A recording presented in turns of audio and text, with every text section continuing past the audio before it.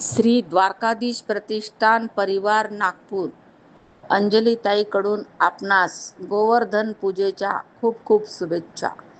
गोवर्धन म्हणजे काय? संदेश. कुणाला ज्ञानाचा अहंकार, कुणाला दिसण्याचा अहंकार, कोणाला सौंदर्याचा अहंकार, कुणाला धनाचा अहंकार, कुणाला संपत्तीचा अहंकार. हे सर्व अहंकार आपल्यात आहेत. इंद्राला सुद्धा अहंकार झाला होता की मीच पाऊस पाडतो, म्हणून भगवंतांनी त्याचा नाश केला अहंकाराचा.